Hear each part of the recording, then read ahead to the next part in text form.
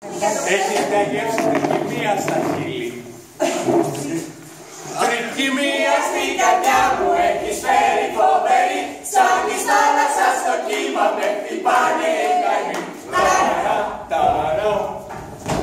Σοπα, μη μιλάς στην εντροπικό ψηφωνήσεις όμως επιτέλους. Μη μιλάς, δεν είναι απαραίτητο. Μη μιλάς, θα φύγω σε ένα τέταρτο. Άκουγε τους άλλους με προσοχή, έστω αν είναι ανόητοι και αδαείς. Άκουγε.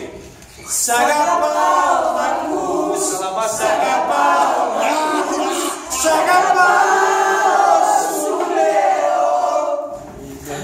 Θα μπορούσα να ηχογραφήσω την κάθε σου λέξη για να τις ακούω ξανά και ξανά. Ξανά θα σε ερωτευόμουν. Θα σκίσω τα βυζιά μου. Ποια χέρια θα με αγκαλιάσουν και θα κάνουν το δέρμα σου να δακρύσει. Τα δυο σου χέρια πήρανε. Δεν μου λες και με δίρανε. Ήταν κάτι πολύ ωραίες καραμέλες, να δείτε πώς τις έλεγαν εκείνες που ήταν νόστιμες. Ο μάμι. Ο μάμι. Ο μάμι. Μαμίλου.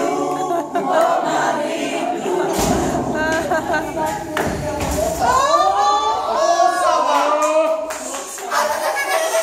Πονάω τους έλεγα. Πονάω, δεν είναι μόνο συνειδάω. Εντάξει, καλά, Τέλος πάντων αυτό. Γιατί δεν ήρθε τίποτα όπως το περιμέναμε, γιατί κλαις που μπορείς να έρθει για όλα θες.